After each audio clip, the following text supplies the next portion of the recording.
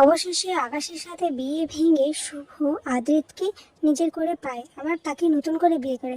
হ্যাঁ বন্ধুরা, সম্প্রতি গৃহপ্রবেশ সিরিয়ালের একটি নতুন প্রোমো প্রকাশিত হয়েছে। নতুন প্রোমোতে দেখা যাবে যে আকাশ আর শুভর তো বিয়ের অনুষ্ঠান শুরু হয়ে যায়। আর শুভ মনে মনে ভাবতে থাকে যে আমি শুধুমাত্র কেশবের জন্য এই বিয়েটা করছি আদি, আমি কখনো তোমাকে ভুলে যেতে পারবো না, আমার মনে সবসময় তুমিই থাকবে।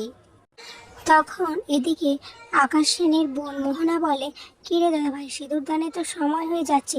এটা শুনে শুভ তো চমকে যায়, আবার ভাবতে থাকে যাই হয়ে যাক না কেন আদি, আমি শুধুমাত্র তোমারই থাকবো, শুধু তোমারই থাকবো, আমি অন্য কারোর কখনো হব না, তোমার জায়গা আমি কখনো কাউকে দিতে পারবো না।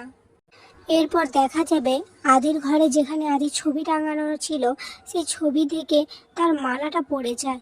আর ঠিক তখনই বিয়ের মণ্ডপে আদ্রিত একটা মূর্তি নিয়ে ওখানে চলে আসে। আর আদ্রিতকে দেখা মাত্রই তো শুভ চমকে ওঠে, অবাক হয়ে যায় যে তার সামনে আদ্রিত দাঁড়িয়ে আছে, সে বেঁচে আছে। এটা দেখেই শুভ চিৎকার করে বলে ওঠে আদ্রিত। আর আদ্রিত শব্দটা শুনে বাকিরা সবাই তো অবাক হয়ে যায়, কারণ কেউ তো জানে না যে সেই আসলে আদ্রিত। এরপর শুভ এদিকে আদ্রিতকে দেখে তো নিজেকে ঠিক রাখতে পারে না, তারপর আকাশের হাতের উপর থেকে হাতটা সরিয়ে আকাশের থেকে দৌড়ে আদ্রিতের কাছে ছুটে চলে আসতে থাকে। এদিকে শুভ আসতে গেলে আকাশের সাথে তার যে গাঁট বন্ধনটা হয়েছিল, সেই গাঁট ছড়াটাও সে খুলে পড়ে যায় সেখানে। এগুলো দেখে আকাশ সহ মোহনা বাড়ির সবাই এবং ওখানে যারা উপস্থিত ছিলেন সবাই তো অবাক হয়ে যায় শুভর এরকম একটা রূপ দেখে।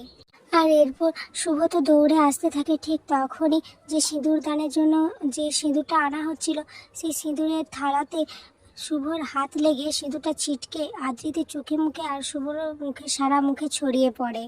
আর এদিকে আদ্রিত শুভর দিকে তাকিয়ে থাকতে থাকে, আর শুভ আদ্রিতের কাছে যেয়ে আদ্রিতের গালে হাত দিয়ে বলে, আমার আদ্রিত, আদ্রিত। এদিকে হঠাৎ আদ্রিতের মাথায় তখন হালকা পেন হতে থাকে, আর মোহনা অবাক দৃষ্টিতে তাকিয়ে থাকে আদ্রিত আর শুভর দিকে।